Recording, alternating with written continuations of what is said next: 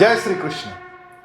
प्यारे बच्चों, 15वें और 16वें श्लोक में भगवान ने विजय के और भी मंत्र बताए हैं। आइए उन्हें समझते हैं। 15वें श्लोक में भगवान कहते हैं, यस्मान् नो द्विजते लोको लोका नो द्विजते चयः हर्षामर्ष भयोद्वेगैर् यो मद्भक्तः समे प्रियः। इसका मतलब समझने योग्य है। यस्मान् नो द्विजते लोको, जिसको किसी के भी प्रति तकलीफ नहीं है। नहीं तो इसको देखा तो तकलीफ हो रही है, उसे देखा तो तकलीफ हो रही है, मन में अन्यान्य विषय की बैर की भावनाएं जग रही है। इसको देखा तो तकलीफ होती है क्योंकि इसने मेरा बुरा किया था। जिसके कारण किसी को भी तकलीफ ना हो और जिसको किसी के भी कारण तकलीफ ना हो। यस्मान्नो द्विजते लोको लोकान्नो द्विजते चयः हर्षामर्ष भयोद्वेगैर्। ये चार चीजें भगवान ने यहां पे बताई। हर्ष, अमर्ष, भय और उद्वेग। इन चारों चीजों से जो परे हो जाता है वो विजय के मार्ग पर चलता है। हर्ष और अमर्ष, हर्ष यानी क्षणिक आनंद की अनुभूति और अमर्ष यानी क्षणिक दुख की अनुभूति। जो क्षणिक आनंद से, क्षणिक सुख से और क्षणिक दुख से परे हो जाता है, जो भय से परे हो जाता है, जिसको डर नहीं लगता। अभयम, या भयम जो है ये तो दैवी गुण संपदा है, जिसको किसी बात से डर नहीं लगता। डर उसी को नहीं लगता है जो अंदर से प्रामाणिक होता है। यदि हम अंदर से प्रामाणिक है तो फिर डर किस चीज का। कुछ बच्चे एग्जाम हॉल में अपने साथ चिट लेकर जाते हैं, कॉपी करते हैं और उनको पूरे 3 घंटे डर लगा रहता है क्योंकि अंदर से वो चिट पड़ी हुई है ना जेब में, पकड़ी गई तो क्या होगा, डर लगेगा। डर तो उसी को नहीं लगेगा जो इस प्रकार का कोई गलत काम नहीं करेगा। हर्षामर्ष भयोद्वेगैर्। तो ये जो भय है ये तो तभी होगा जब हम अंदर से कुछ गलत काम कर रहे हैं। जो भय रहित हो जाता है, अंदर से कोई गलत काम नहीं करता है, वही तो आगे बढ़ेगा।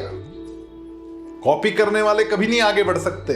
जो अपने घर से पढ़ाई पूरी करके जाते हैं और वहां निडर बनकर अभय के साथ में अपना पेपर लिखते हैं, वही तो विजयी बनेंगे। और उद्वेग, भयोद्वेगैर्, ये उद्वेग जो है इसका मतलब है गुस्सा। छोटी छोटी बात पर जो गुस्सा करते हैं, ऐसे भी लोग आगे नहीं बढ़ते। हमें शांत रहना आना चाहिए। आप कोई टीवी नहीं है कि आपके रिमोट कंट्रोल दबाने पर चैनल चेंज हो जाए। लेकिन आपका ऐसा होता हो तो आपको सोचना होगा। कोई आकर आपको चिढ़ाता है और आप चिढ़ जाते हैं। चिढ़ाना तो उसका काम था, उसका उद्देश्य था कि आप चिढ़ जाएं और आप चिढ़ गए तो वो विजयी बना, आप हार गए। आप नहीं चिढ़ते हैं तो आप जीतते हैं और वो हारता है।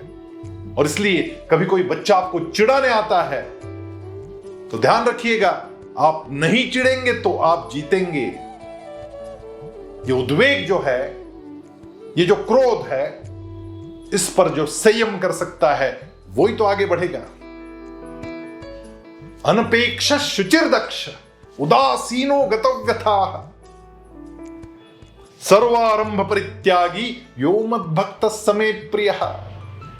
अनपेक्ष, निरपेक्ष। फिर एक बार भगवान ने बताया कि अपेक्षा के साथ कोई काम मत करना। अनपेक्ष, शुचिर दक्ष, शुचिता यानी शुद्धता, अंतर्बाह्य शुद्धता, निर्मलता।